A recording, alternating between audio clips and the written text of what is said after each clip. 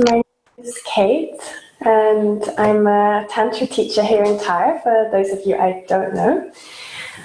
Now, it's not at all obligatory, but I would really love to see your faces so that I can see who I'm speaking to. Hi!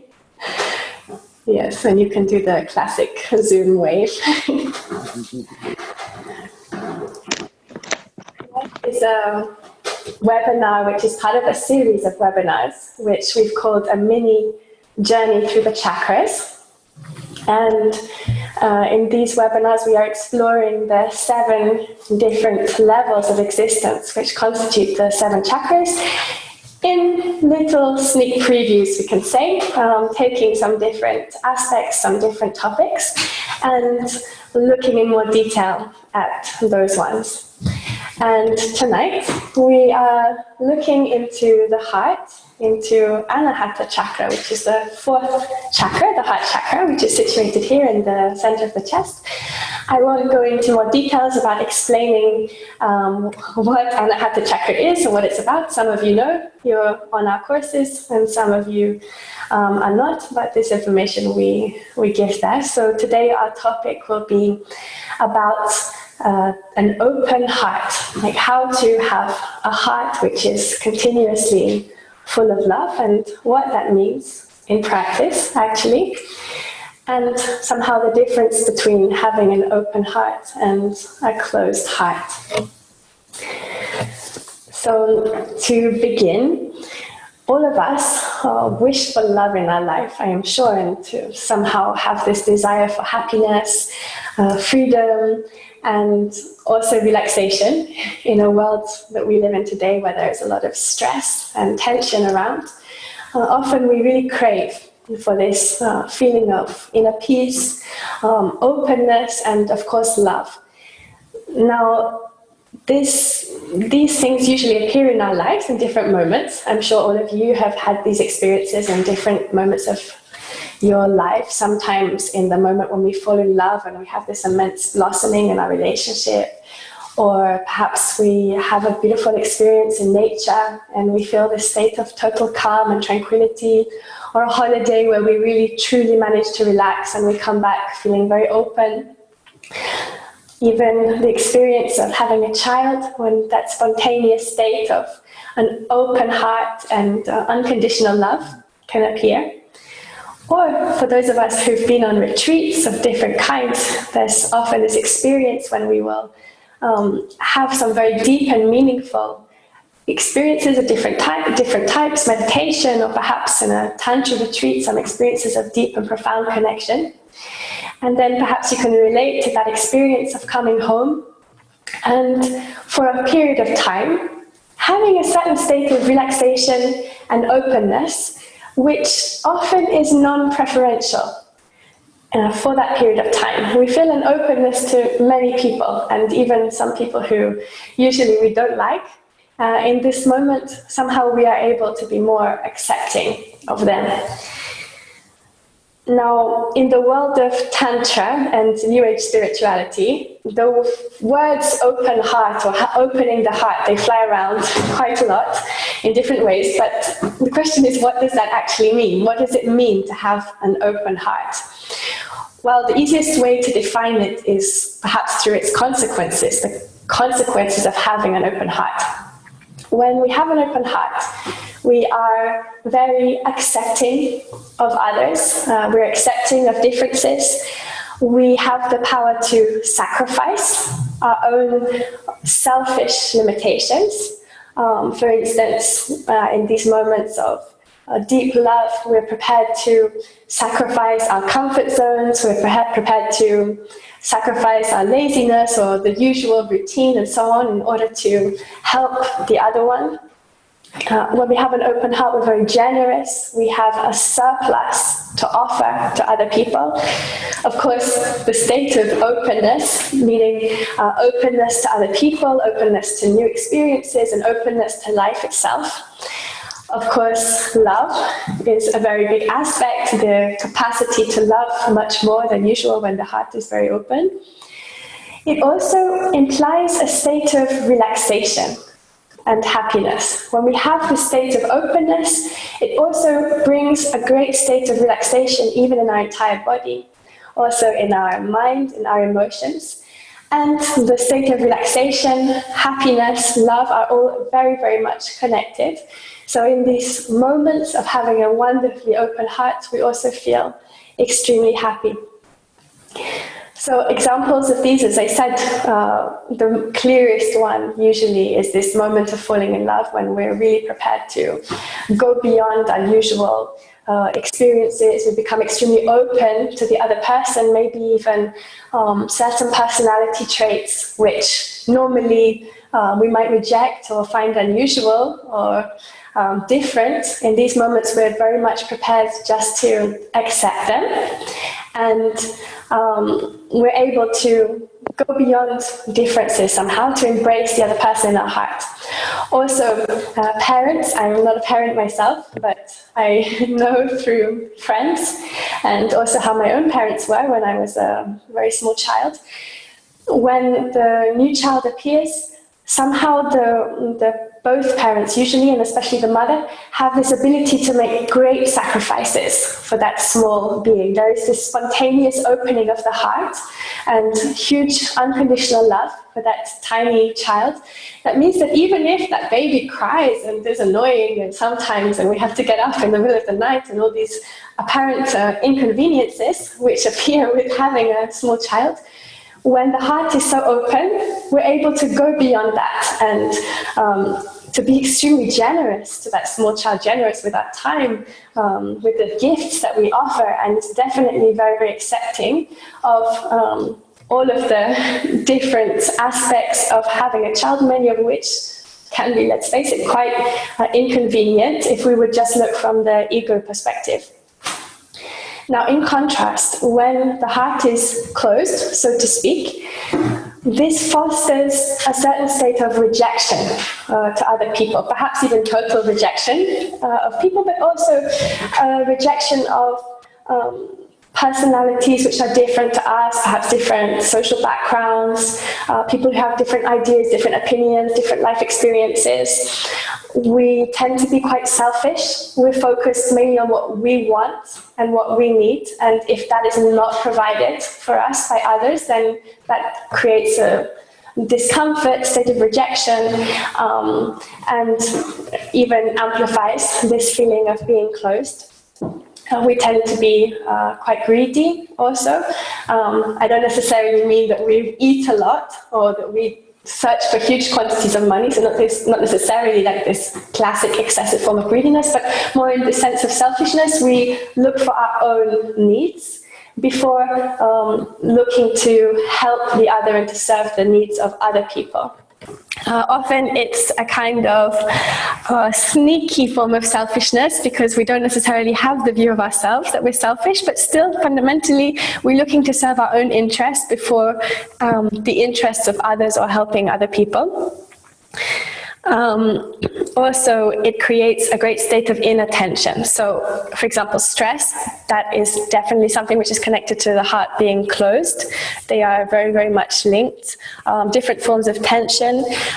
Even if we think of, physically speaking, the idea of being closed, this is like a form of tension which encloses us in ourselves, and this definitely creates like a shield to the outside world. Also, often related to this, we have, related to the selfish state, we have expectations of what life should bring to us and what others should bring to us. And if life doesn't provide those aspects, often we get very stressed, unhappy, we have a state of resistance. This can appear in relationships with expecting certain things from our partner and the kind of things we expect to receive in a relationship, but it can also connect to life itself when we expect that our life should happen in a certain way, and suddenly life hits us with something totally unexpected. Well, when the heart is closed, we have a great state of resistance. We say, no, it shouldn't be like this. And we try to fight it and find another way out and so on. And instead of, when we have an open heart, we're able to embrace very well the new experiences life offers us, and this helps us also to grow and to transform. Obviously, when the heart is closed, it creates a great state of separation. Yeah, what we very much separate ourselves from other people. It's not possible to be deeply connected when we have that state of closure to the outside world and to other people. Now, having looked in this way about the consequences of a closed heart and an open heart, so to speak, I just want to say that these terms, open heart and closed heart, are used because they describe a certain inner state, like an inner state of openness and an inner state of being closed. However, strictly speaking, when we are talking about the heart, we are speaking about the very core of our being, the center of our existence. It's also an energetic focal point, as many of you know from your yoga practice. We can speak about the heart as being a kind of chamber which is open to be filled with love. Now, actually, the heart itself cannot close when we really speak about the heart. However, what we tend to do is to lock the heart in a sort of prison or a cage.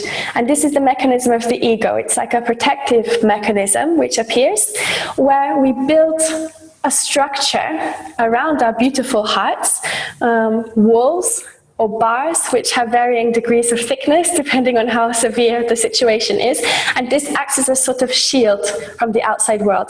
So in this way we could say it's like the door to our heart is closed, even if somehow it's even more than a door. It can be like a prison, or in some cases even a kind of fortress which we build around our heart. So when we speak about a closed heart, strictly speaking, we're talking about an enclosed heart, because the heart itself is still there behind those walls, still shining and radiant, just that light which shines from the heart cannot penetrate out through the walls which we build around it.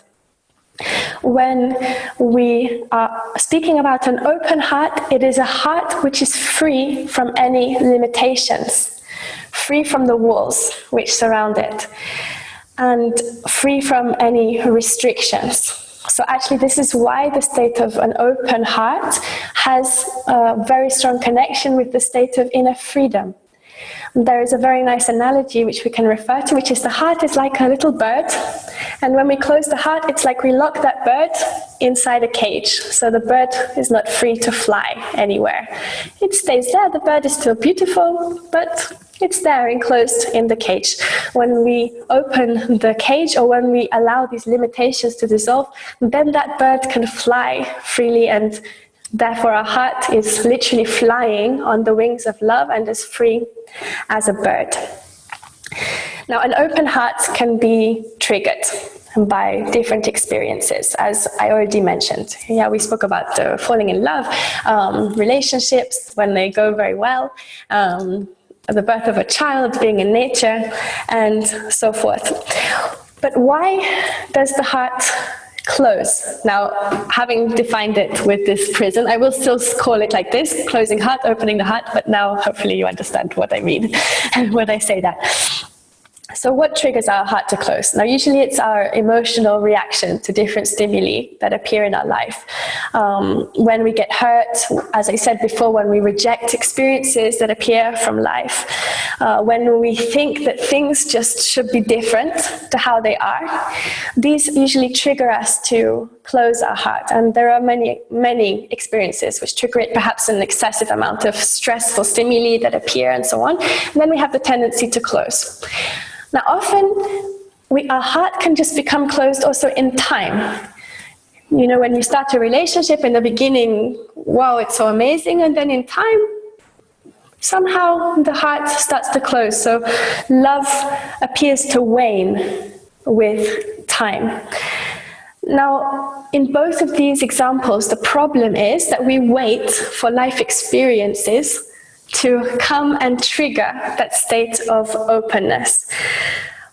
Now this creates a kind of inner state where we have this state of longing somehow for the perfect relationship, where we will just spontaneously experience this wonderful state of openness, perhaps we wait till a year for that amazing holiday because we had last year such a holiday where we felt so relaxed and open and at peace, and then we just wait for that to happen again. Or we wait for this period of stress to be over. Or sometimes some of us have been on beautiful retreats, maybe exotic ones in Thailand, and we had this kind of wonderful retreat where we felt this deep state of connection, intimacy, openness, and so on. And we have these kind of retreat junkies, we could call them, that they want to go on more and more and more retreats because it's there that somehow this state is triggered. And therefore we come home and we come back to normal life, and you even hear people at the end of retreat saying, oh, I don't want to go back to my normal life. You know, I don't want to go back there to where life is not so beautiful and amazing, and I don't feel so open, and so on. And then we wait for that next retreat. We look to when we can book the next one so that we have this experience again. So this is when we somehow wait for these experiences to appear. And then sometimes they appear, but when the outer experiences change, it's like we fall out of love. We are dependent, actually, on these outer experiences to have this state of openness.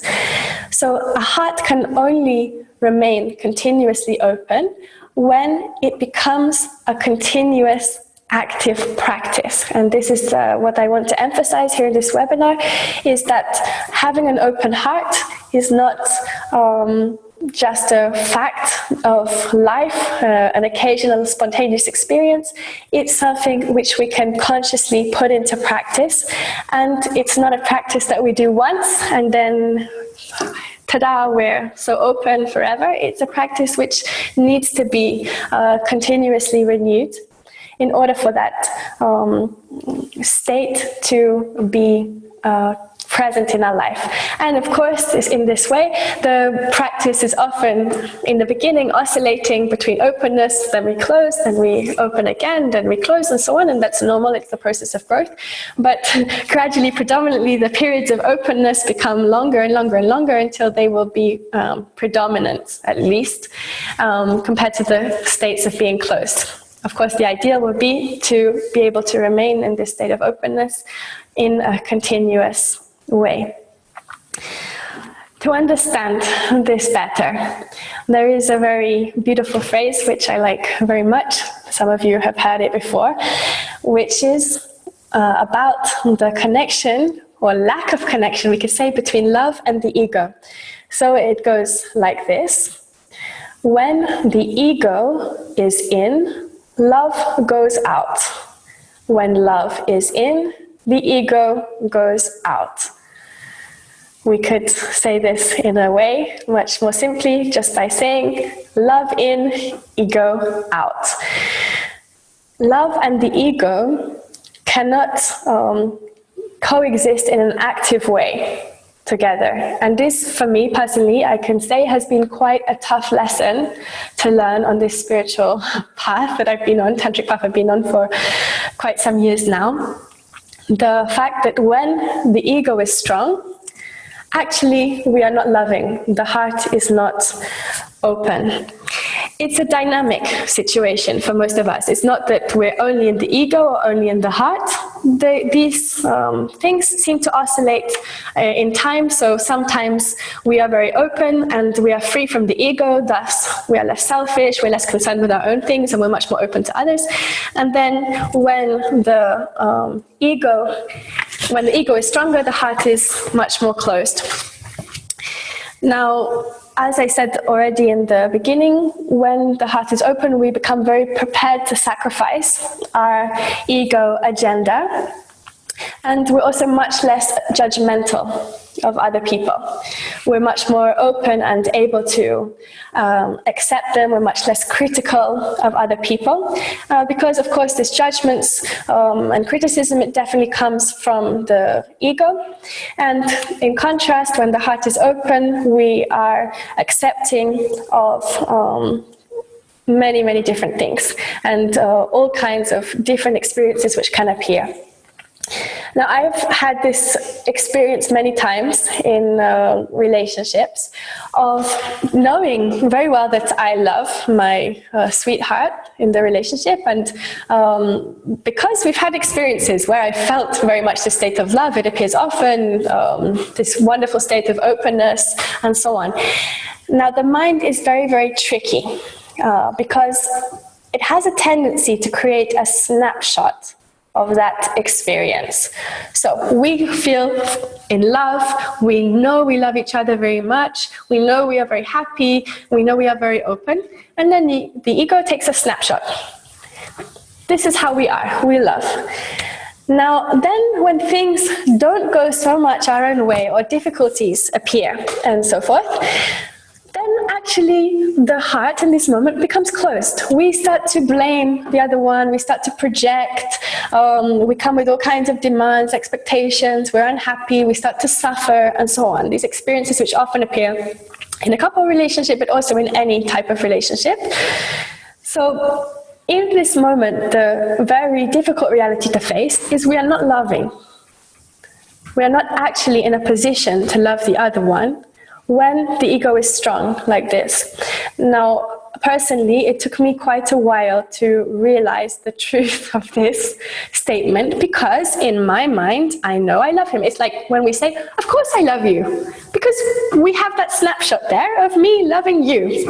And we somehow believe that that is to be the case all the time. But actually, when we are angry, when we blame, when we are unhappy, when we're closed, when we're tense, and so on, actually, in this moment, we are not able to love. We're not able to accept so well the other person's opinion, the other one's point of view. We can extrapolate this also to any form of relationship, family, and work, and so on. So it's very possible to have a relationship, for instance, where we intensely love the other one in certain moments, and in other moments we are totally closed. We are unable to accept anything, and we're really unable to love in this moment. Now, these would be the extremes, and there's also different points in between, of course. But just to mention here that when the ego is strong, actually in these moments, we are not able to open the heart, and we are closed to the other one. This is why, to reiterate, the practice of opening the heart has to be a continuous one. Because it's not okay just to say, oh, my heart is open, very good. I'm sorry for the background sounds which seem to appear very ambiently. Okay. So it's not okay to say just one moment that the heart is very open, and then therefore that's the case forever. It has to be a continued, renewed impulse, and especially in those moments of challenge and moments of difficulties. Now, there are many methods to open the heart, and it is true that it's a journey which takes conscious effort and practice. It's part of spiritual training, using different yoga techniques, meditation, certain tantric practices in relationships. And these are all aspects which would not be possible for me to reveal now, all of them, in this webinar. But they are things which, of course, we teach in our courses, as many of you know. However, what we can say and what we can already take away and start to practice is that it's a conscious attitude in life, and it is a choice. So having an open heart is a choice. It's not a consequence, but it's a choice. So as I was sharing with you before, I honestly was quite deluded for quite a period of time about the state of openness of my heart, because we really, especially as a practitioner of Tantra, especially in the first years, wanting to believe very, very much that I have this state of openness, and definitely because I actually experienced it many, many times, then it was very difficult for me to go beyond that kind of illusion, actually, and therefore to accept that in moments the heart is actually closed, and therefore it needs to be applied consistently as a practice. it's easy to open the heart when we are treated very nicely, when we are treated to a beautiful date and it's wonderful, we feel very fulfilled and happy, or some of the other beautiful experiences that can appear in life. It's very easy to have an open heart. However, in the moments when we don't get what we want, then we tend to close the heart and we start to point the finger. Usually we project this outside. Like, you should have done this, or you didn't do that, or you didn't say that, or you didn't give me what I need, and so on. And this is when we start to blame and project. And in these moments, we're incapable of seeing the viewpoints of the other person.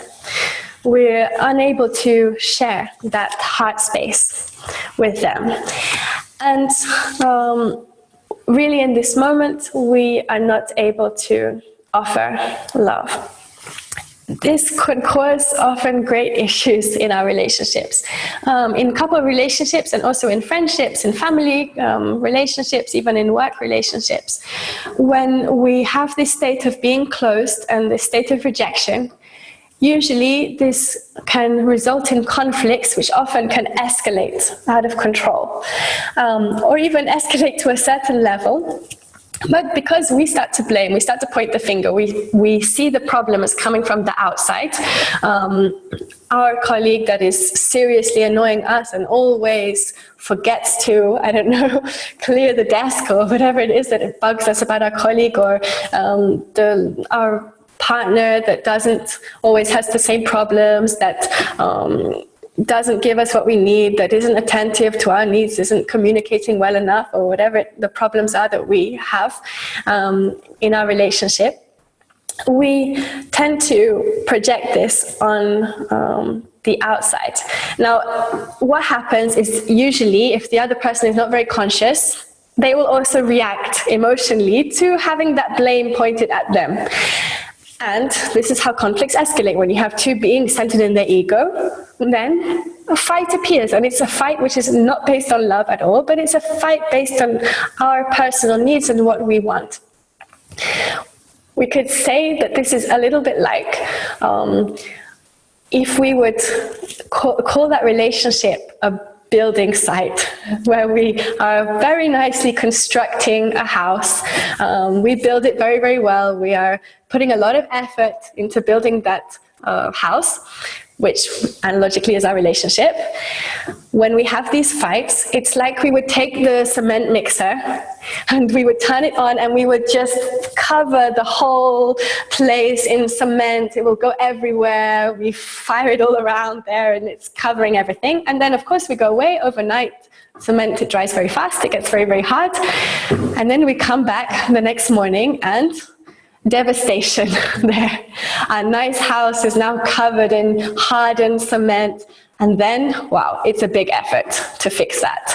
We can spend days chipping away at that cement, cleaning everything, washing until finally we get back to where we were before with our nice house.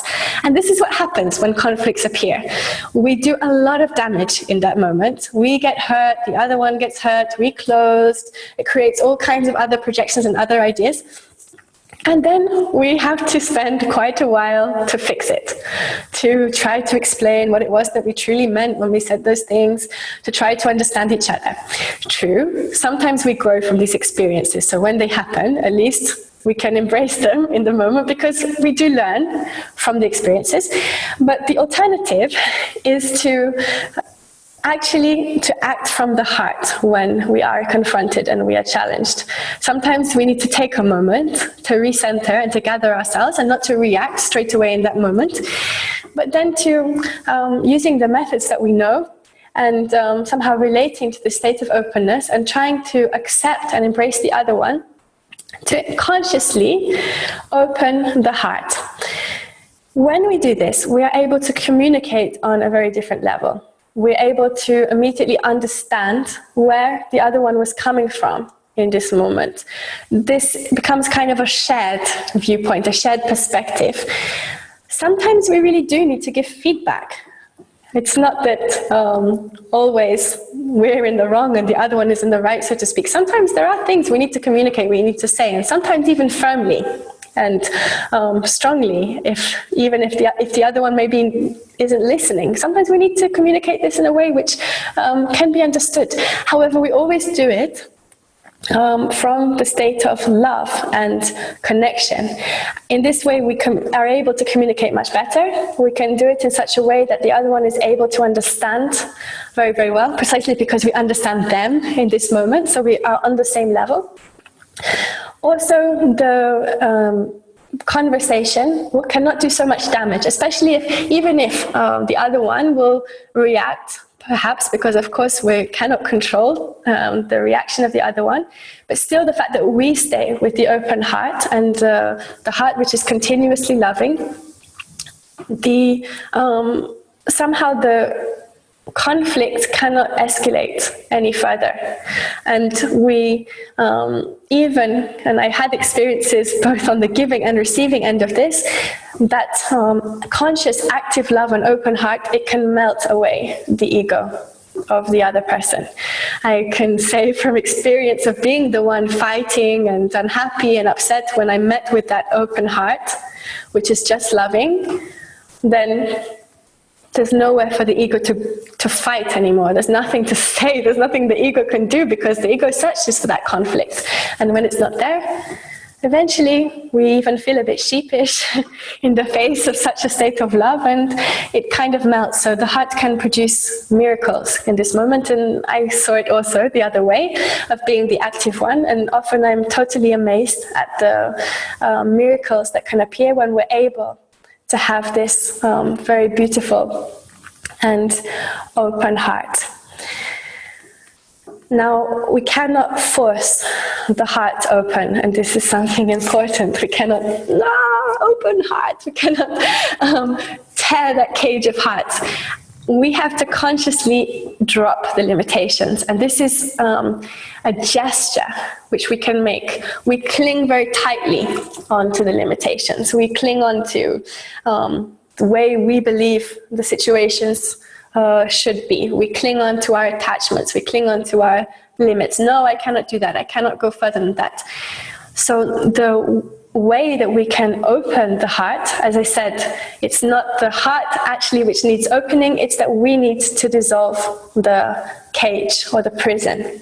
And it is a practice of consciously letting go of those things which we are so attached to, because they are actually the things which make us suffer.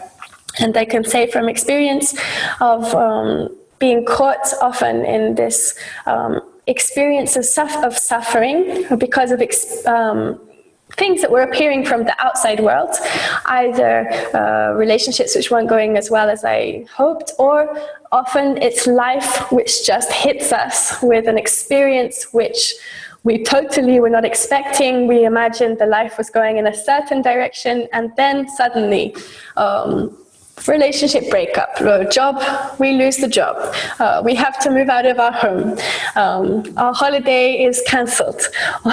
Whatever experience that appears in this moment that we tend to fight, we can choose to suffer. We can choose to stay there grumpy, annoyed, it shouldn't have been like that, or even really, really upset and frustrated. Or we can choose to drop the limitation and to accept that situation which life has brought to us, and often in fact always for a very good reason, because it's an opportunity for us to transform. And in this way, by dropping the limits, then the bird is trapped in that cage, is free to fly. So this is when we suddenly rise above all these limitations, and we can experience this state of happiness, openness, and above all love, which often will produce amazing miracles actually in different life situations. The wonderful aspect of this also, of the state of openness, is when we are open, we have endless possibilities. There are endless amount of solutions available to us for any life problem. When we are closed, there's very few solutions available. There's not much we can really do. And have you noticed, either in yourself or in others, that when we are closed, we have this tendency even to reject the help which is coming from the outdoors. You have your friend, why don't you do this? Why don't you try that? All kinds of advice that appears because someone wants to help us. They can see, it's easy from the outside to see what that other person needs. When you see them so miserable and unhappy, you're like, well, just do that, do this, do that. There's so many things you could do. And then have you noticed how in this moment, we have the tendency to be like, no, it's not possible. No, I couldn't. No, I don't want that. And we have this tendency to reject all of the possibilities that are there. When the heart is open, in contrast, there are so many options available to us. And this is why when we somehow surface from this haze and stress of suffering, when the heart is closed, suddenly we rise above and then we can see clearly. It's like we rise above the clouds. You know how it is when you're flying in an airplane and you go through the clouds and it seems like you can't see anything. It's complete, your whole vision is obscured. And then there's that moment where the plane rises above the cloud and suddenly the whole horizon opens. And the sun is shining and even it produces in us this state of freedom. So in reality, we're just sitting in a plane. I mean, nothing really changed, except that suddenly we have this possibility to see. Everything is clear somehow. We have this state of clarity. And this is what happens when the heart is open. Suddenly, oh, these are all the possibilities that appear in my life. Wow, there are so many opportunities. And often then we have this very lucid capacity to reflect and say, there's a reason why these things appeared in my life. It was an opportunity for me to grow. So this state of openness, it allows us to transform and to have very many new and wonderful possibilities. Now, some people will, I'm sure, come with the argument, well, if I open my heart, then I'm very vulnerable, I'm very exposed, I could get hurt. I was hurt so many times before. That's why my heart is closed, because I don't want to be hurt again. No, actually, it is only the ego which is vulnerable when we open the heart. It is only the ego that suffers in this moment. The heart itself actually always shines and it cannot be affected, cannot be hurted. This is why it hurt. This is why somehow the phrase having a broken heart is not strictly true, because the heart itself didn't actually break. It's still intact. Just it's what is surrounding it that creates that state of suffering. Now, when we are centered in our heart, when we are open, actually the wonderful thing is that it creates a state of lucidity and clarity, like I said, like the plane rising above the clouds. This means that we know what we need in every moment. We know much better how to deal with life situations. This gives us the possibility not to be trampled on by others, not to be put down by life experiences. It gives us the possibility to stand up for ourselves. It means we can be strong and firm. So of course, it takes courage to go beyond the fears of the ego. But actually, the key is also in the word itself, courage. Now, if we speak of the etymology of courage, the root of it is a Latin word cor, C-O-R, which actually means heart. So the state of courage actually springs from the heart itself. And when the heart is open, we have actually access to the state of courage. And the heart gives us this strength actually to embrace life experiences, even the challenging ones, and also gives us the strength to know what we need, to look after ourselves also when it's necessary, and to stand up for ourselves in different life experiences. Also, the state of love, which comes from the open heart, it has an immense capacity to heal. And it's also a key to heal traumas. And of course, I know many have had very, very difficult life experiences, which we build protective layers somehow to protect ourselves from these experiences happening again. So often it is a process of healing to somehow go through these different layers in order to eventually have a heart which is truly open. So there is somehow a work to be done often in these experiences, in these cases. but it's worth the effort, because when the heart is free, it becomes almost like a compass in our life, which helps us to navigate through all the difficult and also wonderful life experiences. So the last thing I want to mention before we will do a short exercise is that it's important to realize that an open heart is non-preferential. We cannot be in the same moment open to one person and closed to another person. Again, some of you or many of you have probably experienced this, that when we have an open heart, we somehow have this possibility to be open to many. Open, and I don't mean that like open sexually or erotically speaking, but just open with the heart, open to accept or embrace different people, and even those who usually annoy us or usually upset us. When the heart is very open, we're able to accept even those people. When we're happy and fulfilled and the heart is open, we are usually able to embrace much more other people. Now, this state of openness and closeness, of course, it can oscillate quite rapidly sometimes. So this can give us the illusion that we can be open to one person and closed to another.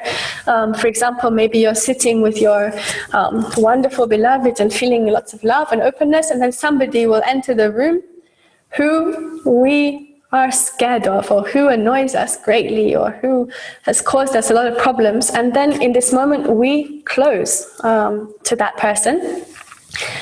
Now, in that moment of being closed, actually we cannot be open also with the one who was sitting next to us in the first place. And sometimes perhaps we experienced when the heart closes, even the ones we love, somehow we start to act strange or behave weirdly with them in these moments.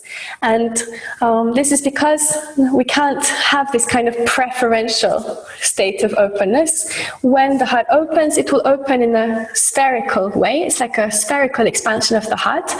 And this means that we become open to very, very many different areas of life. And the more we are open, the more this is possible. It's also why it takes courage, but it is a very tantric state, we could say, to have this state of non-selective openness to life and to all the different experiences that appear. Now, I'm sure that you have some questions, but before that, I would like to do a short exercise with you to connect with this state of openness of the heart. It will be a meditative experience, so if you want to get comfortable, you could do so. One way to somehow experience an open heart, or to connect with a state of openness or open a heart, is what we could call active listening. And this is something easy to practice, for example, with other people, with a friend or someone who is close to us, or even someone we just met, to perhaps ask a question and then to listen with an open heart to what they have to say, and to embrace very much the other one in our heart. And perhaps you had this experience of just staying very open and listening and let the other one share what is on their heart. And it creates very, very much this wonderful state of openness. Now, we're not going to do an active listening exercise with each other now, because it's a little complex via Zoom. But we'll do this exercise to open to nature and to the sounds of nature. Hence the bird sounds which you heard earlier, perhaps, traveling over the internet. We'll do this in an exercise where we will somehow open to the sounds of nature, which will be played through the connection that we have here. So we'll have some stages in this experience, and I invite you just to participate with a very open heart. So for this, we need to take a comfortable posture with the spine straight. So a meditation position if you want, or just sit on a chair with the spine straight. And first we we'll close the eyes and we aim to relax the body. We can do this first by scanning the different parts of the body and consciously aiming to relax them. So we relax the feet, the legs, we relax the hands and arms,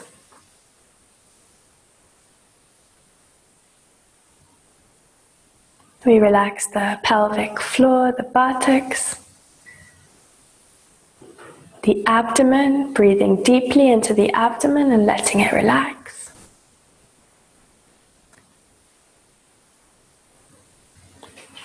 We relax the muscles of the back, the chest, breathing into the chest and allowing it to relax. And we relax the shoulders, the muscles of the neck, and all the muscles in the face and head.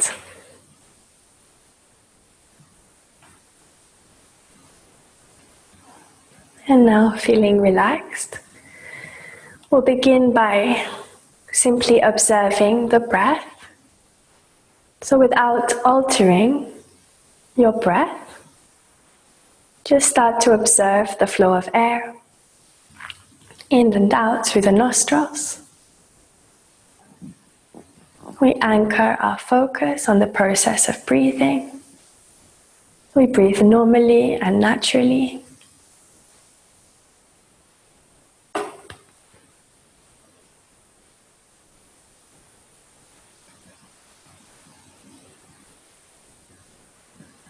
With every breath, we feel the mind calming down.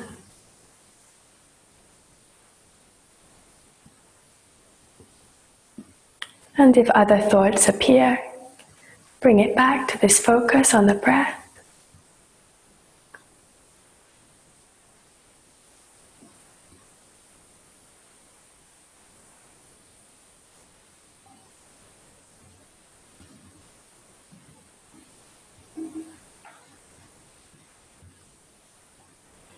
And now, staying focused on the breath, we bring our attention to the middle of the chest, to the heart. We still observe the breath and also focus in the heart.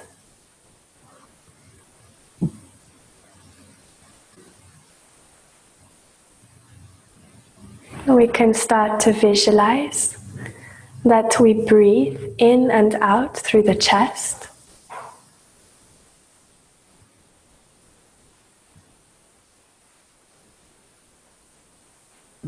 As if the air is passing in and out through the heart.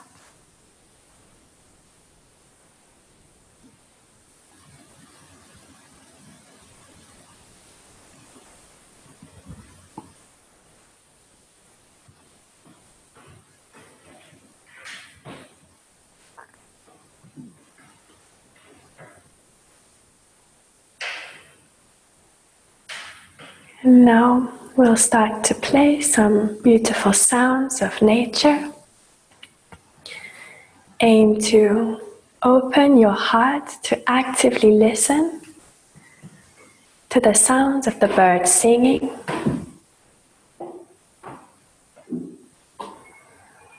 embrace these sounds in your heart, embracing it, embracing nature itself.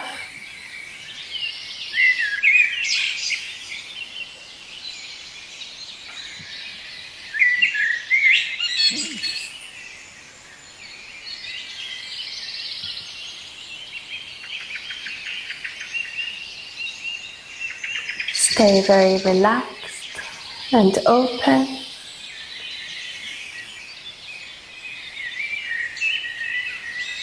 Actively listening to the beautiful song of the birds.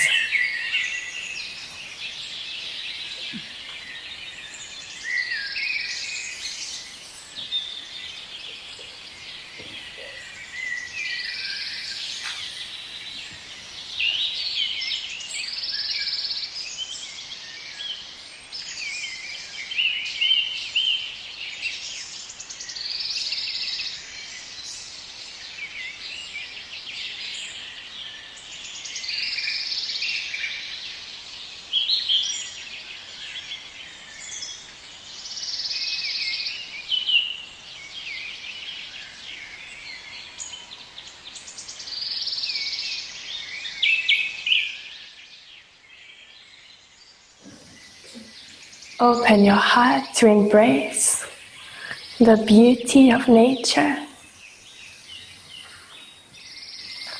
You can even imagine that you are outside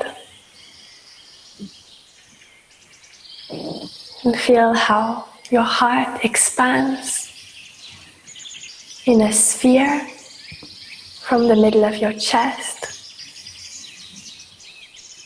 embracing all the sounds of nature.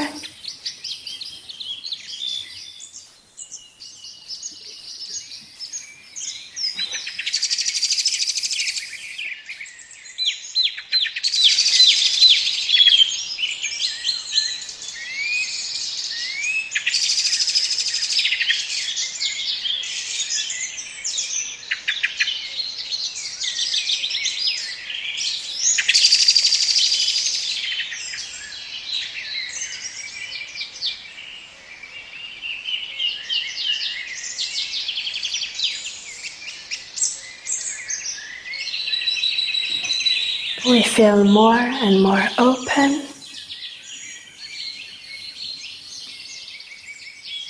feeling how this state of openness allows us to merge with nature and with life itself, bringing a profound state of inner peace and happiness.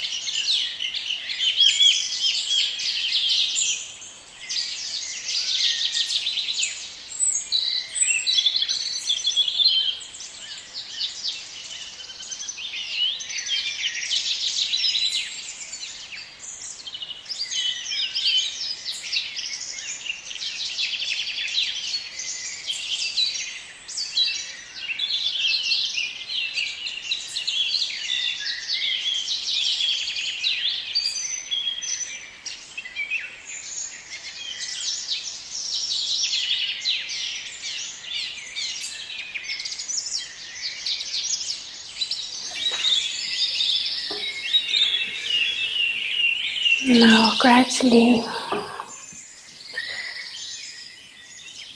we come back, we stay with the eyes closed for a moment. We can contemplate inside the state of openness, the dissolving of limitations, a state of love and peace.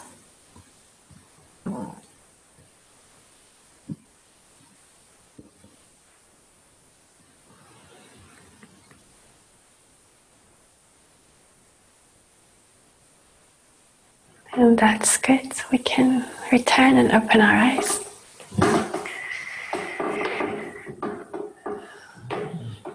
So I'm curious how this experience was for you. But I'll just say one thing, which is that this state of openness, when we experience it in privileged moments or through exercises like this, we can take it as a reference point. So it's important to somehow note it almost in our consciousness, because we can return to that state whenever we want, if we remember how that state feels. It's possible to connect to it in any moment. So how was the exercise? Or if you have anything you want to share or any questions, now it's over to you.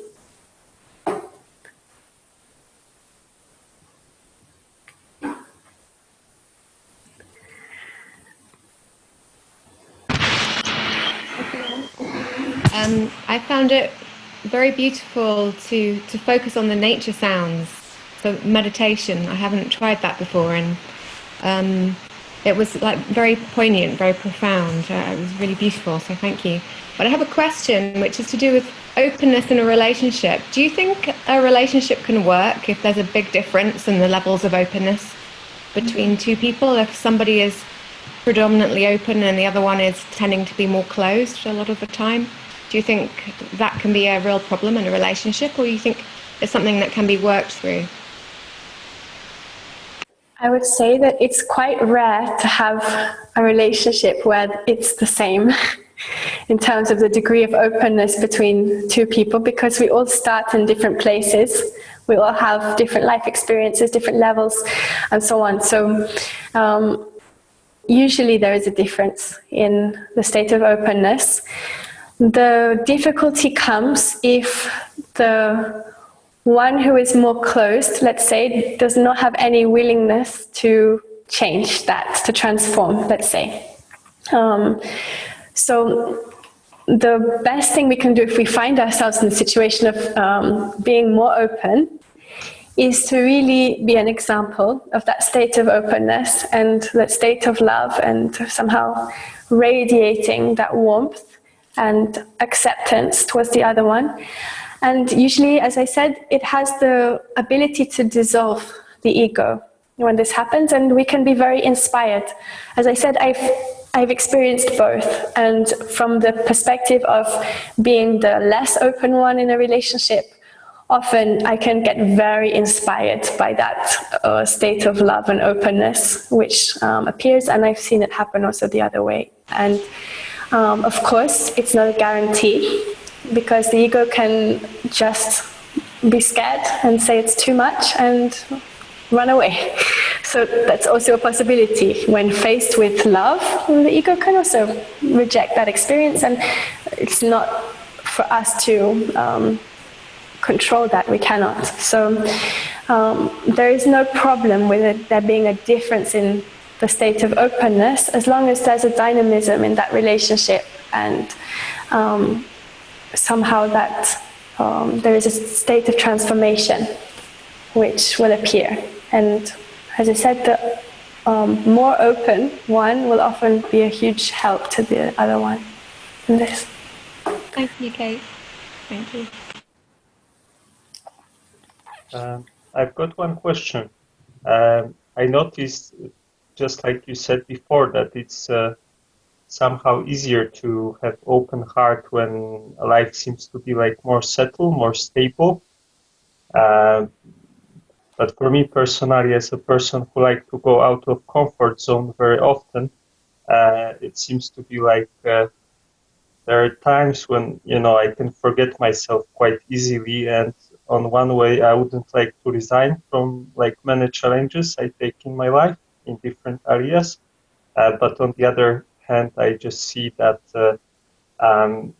when there are like too many things going on in the same time, then most likely my heart will be closed, and then it's a bit like dilemma if I would actually should challenge myself or just stay in this comfort zone, like slow one, you know, more often, or, you know, I don't know how to balance that, and what you would say about that. Yes, this is why it's a continuous practice of opening the heart. There is a nice drawing I could have done, but I cannot right this moment. But if we think about the comfort zone, this is actually, the comfort zone is inside the walls. It's like we could view it as our comfortable home or the comfortable life, which we know, and which has everything in it as we know it, as we like it.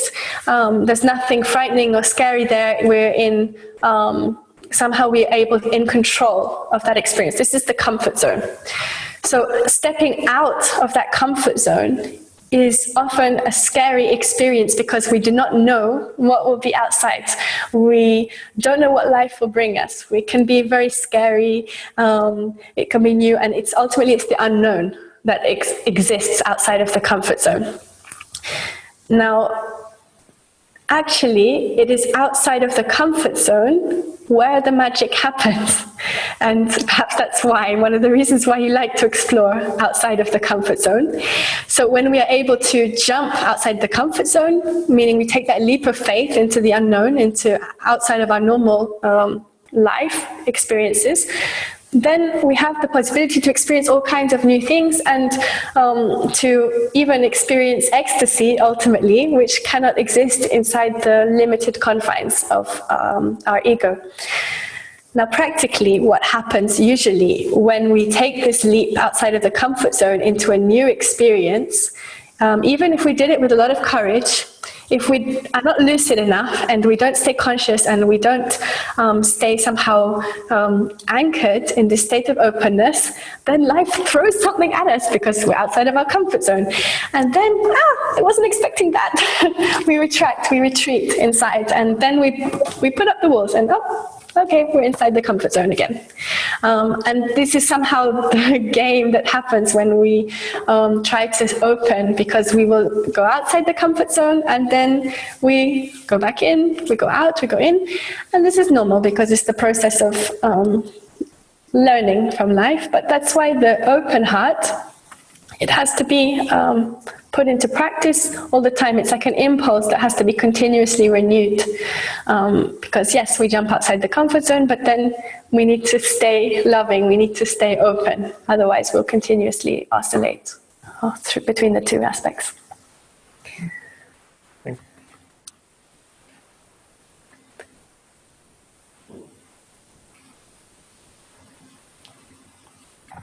Hi, Kate. Thank you for a beautiful webinar. I just wondered if there was any differences in the way that men and women experience love, and if one finds it easier than the other or not. Is that just a myth? Yes, there is a certain difference in polarity in the sense of the way we act, I would say. Love, there is no difference. Love is not something that has a gender or will be different if it's inside a man or inside a woman. There's no difference. But often women will have the tendency to be more on what we would call the receptive aspect, which means that we have the possibility to open and receive and to even embrace in a certain way. And often it comes also from this maternal state of being accepting. And men, innate in them, have more the capacity to be what we could call active in that expression of love.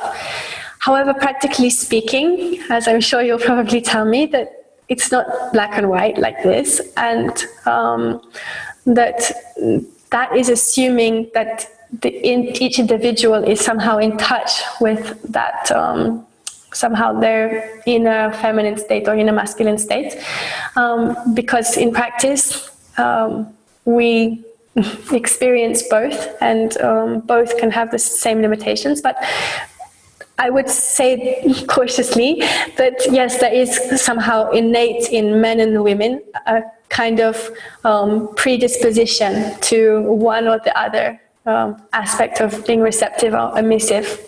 Although it doesn't mean at all that we cannot also learn the other quality or have the other quality. Thank you.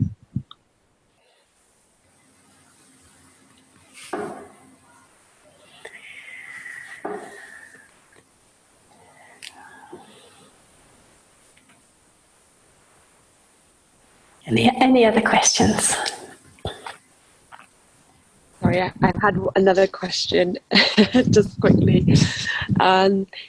Love languages, is that something to be embraced, or is that something to kind of be like, to open yourself to more types of love languages and not just narrow yourself?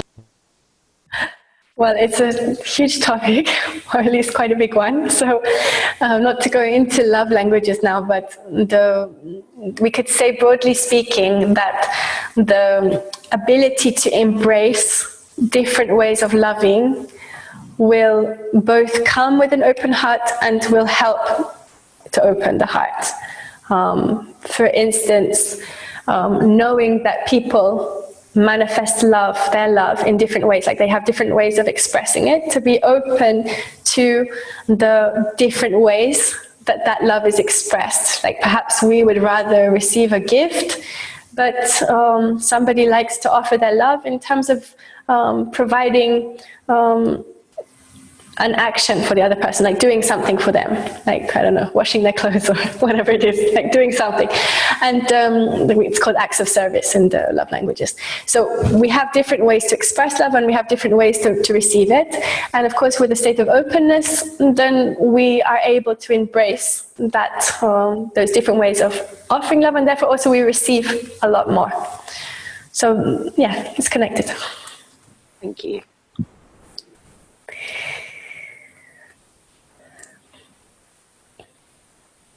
No, I don't know how it was for you, but as it was just Tracy, I think, that shared. But in this little meditation of embracing the sounds of nature, already it's a practice which you can do outside in nature. Now the weather is so nice, but it's something which we can take and apply more broadly speaking. So to have this state of embracing life itself, and that means what life will offer us, what life will bring us, what people will appear in our lives. And I hope that at least through this little experience, and hopefully through practice, it's something which you can connect to and relate to, and therefore aim to re-evoke continuously. Because, as I said, it needs to be a conscious effort and a continuous practice.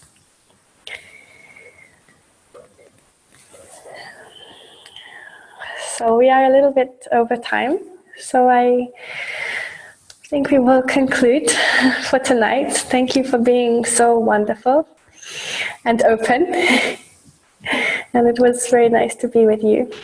Thanks, Kate. And look forward to more wonderful experiences together. Just for you to know, it's not too late to sign up for our online summer retreat, which is starting on Monday. This is a different version of the retreat we normally have. Of course, we cannot in these circumstances. And there will be daily yoga practice, workshops, talks, and so on, all held online. It's happening from Monday evening all the way until the following Sunday evening. There will be 3 activities per day. And if you sign up, you get all the recordings. So if you can't make all the sessions, it's fine. And the theme of the retreat is the secret of abundance. It's called Living Through Giving. So also connected with this abundance in the heart and openness of the heart, but also on many other levels. We'll be looking at this subject. And will be different talks and even some interactive experiences in order to understand how we can bring more in abundance in our lives through this act of giving. So you can sign up for this on our website. It's still open for bookings, and it would be wonderful to see you there.